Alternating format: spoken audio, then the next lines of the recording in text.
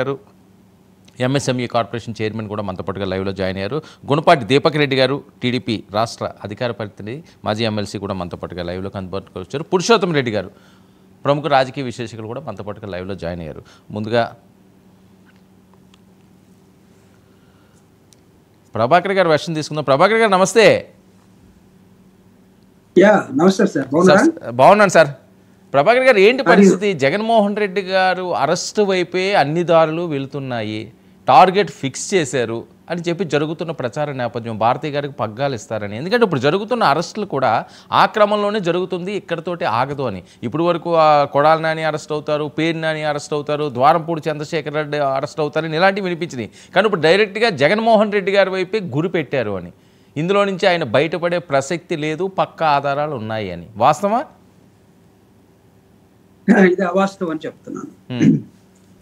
కారణం ఏంటంటే, ముందు ప్యానల్లో ఉన్నటువంటి పెద్దలు దీపక్ రెడ్డి గారు, శివశంకర్ గారు, అదేవిధంగా సోదరులు పురుషోత్తం రెడ్డి గారు అండ్ 99 టీవీ ప్రేక్షకులకి ఒక ముఖ్యమైనటువంటి అంశాన్ని, పొలిటికల్ అంశాన్ని చాలా స్పష్టంగా నేను మీ ద్వారా తెలియజేస్తున్నాను. నాకున్నటువంటి కొద్దిపాటి రాజకీయ అనుభవంలో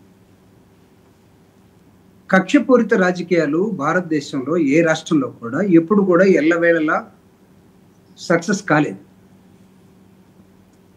దాని అంతిమ ఫలితం ఎలా ఉంటుందో కూడా అనుభవం ఉన్నటువంటి చంద్రబాబు నాయుడు గారికి తెలియదని అయితే నేను అనుకోవట్లేదు. ఒకవేళ చిన్నవాళ్ళుగా ఉన్నటువంటి వాళ్ళు, లేకపోతే ఎలక్షన్లో తాట తీస్తాం, రెడ్ బుక్ రాసుకున్నాం, వీళ్ళందరినీ లోపల పెడతాం, ఒకవేళ అలాంటిది ఏమైనా జరిగితే ప్రజలు ఓట్లేసి గెలిపించింది లోపల పెడతాం, తాట తీస్తాం, తోలు తీస్తాం, వీటి కోసం కాదు, గుడ్ గవర్నెన్స్ ఇస్తారేమో అని ఆలోచనతో ఫండమెంటల్ రైట్స్ని, ప్రతి మనిషి మాట్లాడే హక్కుని ప్రభుత్వాలు కల్పిస్తాయని, భయపెడతాయని కాదు. ఈరోజు మీరు ఇందాక ఒక మాట అన్నారు, మొత్తం ప్యాలెస్ వైపే చూపిస్తున్నాయని. ఖచ్చితంగా శత్రుముఖలన్నీ ఒక కన్ను మూసుకొని రెండో కన్నుతోటి అటువైపే చూస్తుంటే దానికి పర్యవసానం ఖచ్చితంగా ఈ ప్రభుత్వంలో ఉన్న కూటమి అనుభవించక తప్పదు. కారణం, ఒక ముఖ్యమంత్రిని, మాజీ ముఖ్యమంత్రిని ఓడిపోయినంత మాత్రాన, గెలుపోవటమని తెలియనటువంటి పార్టీ కాదనుకుంటాను ముగ్గురు కూడా. పాపం పవన్ కళ్యాణ్ గారు ప్రజాశాంతి వాళ్ళ ప్రజారాజ్యం పార్టీ నుంచి తన పార్టీ దాకా ఎన్నిసార్లు ఓడిపోయారో, ఎన్నిసార్లు చేదనుభవాలు ఉన్నాయో, నిన్న ఎలా గెలిచారో వాళ్ళకందరికీ తెలుసు. బీజేపీ ఆంధ్రప్రదేశ్లో అసలు ఇంకొకడు లేకుండా బోణీ కొట్టే అవకాశం లేదు వాళ్ళకి తెలుసు దాని కష్టాలు ఏంటో. కొంతమందితో కలవకుండా, కూటమి కట్టకుండా చంద్రబాబు నాయుడు గారు తన జీవితంలో ఒక్కడిగా ఏ రోజు గెలవలేదని తనకి బాగా తెలుసు. కానీ రాష్ట్రంలో ఒంటరిగా పోరాడింది 2009 తర్వాత మహానేత రాజశేఖర రెడ్డి గారి మరణానంతరం ప్రతిదీ ఛాలెంజ్గా తీసుకొని ప్రజల దగ్గరికి వెళ్ళి మావో ఒక మాట చెప్తాడు, when ever you face a problem go to the people. అది లీడర్స్కి కానీ, ప్రజలకు కానీ, పాలకులకు కానీ, ప్రతిపక్షం కానీ, ఎవరికైనా సరే. జగన్మోహన్ రెడ్డి గారు ప్రజల నుంచి ఉద్భవించినటువంటి ఒక నాయకుడు. ఆయన్ని రావటమే ఒక ఎంపీ గారిని కూడా చూడకుండా జైల్లో పెట్టారు 16 నెలలు. కాబట్టి జైలు కొత్త కాదు.